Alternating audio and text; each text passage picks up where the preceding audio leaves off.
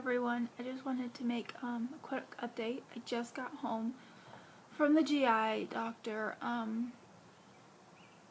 spent quite a bit of time actually with him, and he was running late.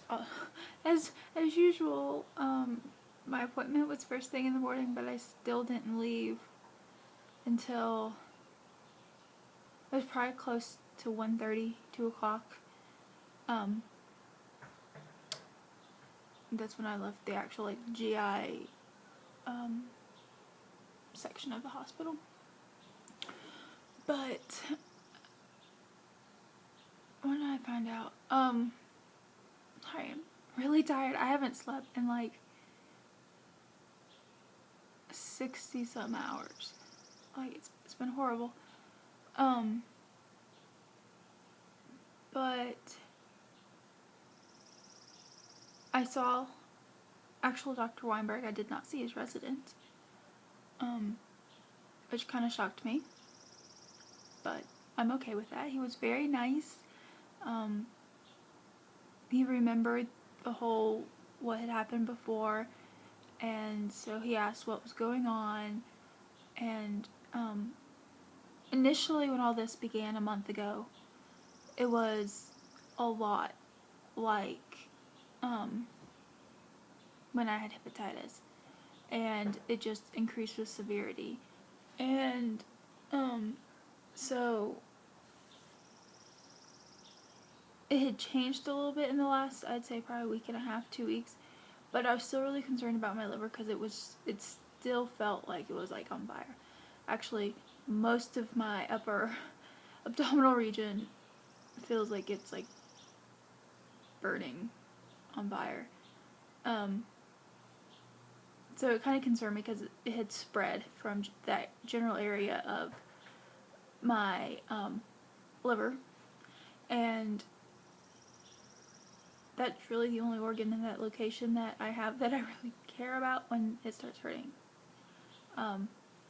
Because I had my gallbladder taken out in 2010. So, yeah. So we went over the symptoms, and I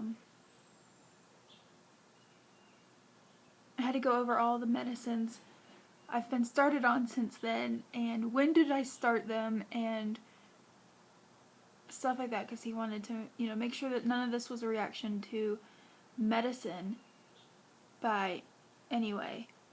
And I think he told me like 2 quotes that just really cracked me up, or 2 things he said really cracked me up, I should say.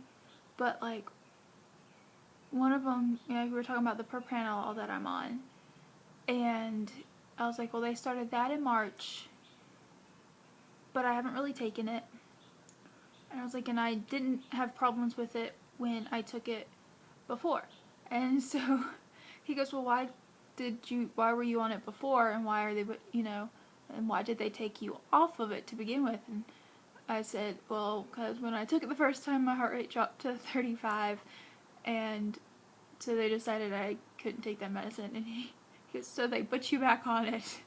Makes a lot of sense. So yeah, that kind of cracked me up, because I was like, I thought the same thing, but I'm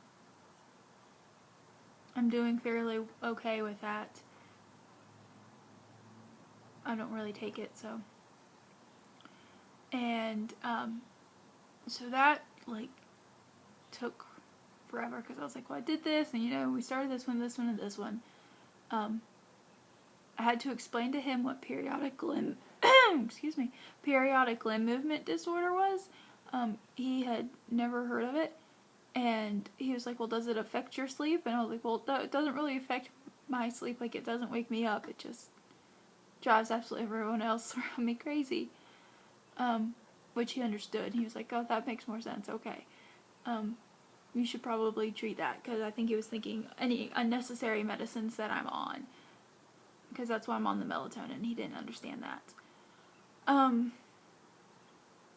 So yeah, his initial thought was my gallbladder needed to be taken out, and then he kind of thought through that process, like after he marked all the gallbladder tests that he wanted to have done today, and I was just like, what? And he goes, you don't have your gallbladder. And I was like, no, I really don't have my gallbladder. And so he had to like mark through everything. He goes, well, that's a bust.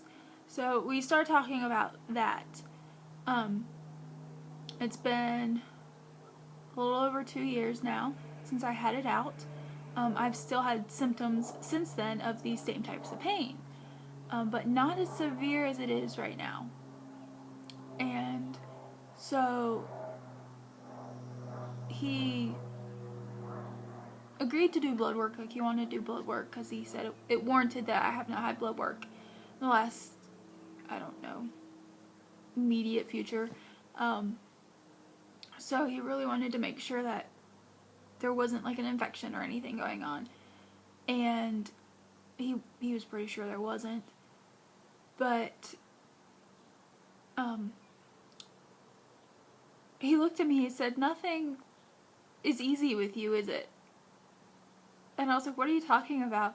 And he goes, with everything you get, it's nothing easy, is it? And I was like, well, what do you mean? He goes, it's all complicated. And I was like, I don't know what you mean by it's complicated. And I had my sheet. I have a sheet that has like my doctors, my diagnoses, my medicines, and my allergies, and it's all on one sheet. It's kind of blocked off. She absolutely loved and begged me for a copy of it. But I forgot what I was doing this story. Oh, he was like, look at your diagnoses. None of these are common. And so I was just like, oh, okay. And he goes, so I have, sort of along those lines. I was like, so basically what he decided, it was our preliminary diagnosis, which has since then became a final diagnosis as of right now. But I have bile gastritis, or he basically said I have leaking bile, and it is causing like erosions on or in my stomach and my intestines. And he did do an ultrasound that showed that there was a little bit of fluid in my upper abdomen that's not normally there, so he thinks maybe a little bit has also leaked out. And my diaphragm's slightly inflamed as well. But he didn't see like anything too alarming on the ultrasound. So he is starting me on medicines. Apparently my medicine list gets longer. And next week I'm supposed to call him. I'm supposed to get the blood work results that he did, but they're already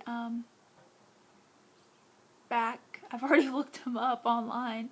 So because he rechecked like my electrolytes, my iron, because apparently my iron was low when I saw him in October, like really low. And my ferritin was low, or that other one. They were both really low, and they're both still really low, so maybe I should try some iron supplements, but those are really hard on the stomach, and he thinks that the combination of having to take magnesium and potassium on top of having extra bile building up in my stomach and intestines and eroding it that way as well is just making this worse. And that's why I've been in so much pain. Apparently this is a very painful, uncommon problem. And I think it's like 5% of people who've had their gallbladder taken out get this. I would have to be in that 5%. At least it's better than like 1%. He didn't really say if it was going to be long term or not. Right now I am on, he put me on 2 medicines. I will take one for 1 month. It is a liquid and I take it every time I eat. I have to take it. It coats my stomach, so he said I could take it before, but he would prefer I take it after I eat something. And then I also have a pill that's some sort of proton pump inhibitor of some sort that he wants me to take for 2 months. And he said after that I should hopefully not have to have these medicines again. But he said I should show great improvement by next week, early next week, or by the time I call him next Friday. And if not, we will have to do an endoscopy because he wants to actually take a look, make sure there's no like perforations or anything else. Or if the bile backup's really bad, he said I will have to have surgery for that. So that's kind of where I stand with that. My liver's fine. Liver enzymes were borderline low, which I think is kind of funny, but we'll see. We'll see what happens with this. I'm really hoping that these medicines really help. So, I don't know. I was not expecting that, and once again, I'm like, I would have to get something weird. But I was very, very thankful to actually get down there, and he was just like, I can't believe you waited 4 weeks to come in and see me. And I was like, well, I didn't willingly do it. I did beg and plead. But he was impressed that I held up that long because he said he knew I was in pain. He knew this is very painful for anyone he's ever seen that's had it. And he was impressed, and I was like, can we make it stop? So, yeah. So I'm back home. And my French vanilla mocha I had this morning, I think I took like 4 or 5 sips, and I realized I don't really like coffee things. So, I drank a little bit of it, but I didn't drink too much. But, this is getting long, and I gotta end it. But I will talk to y'all later. Bye.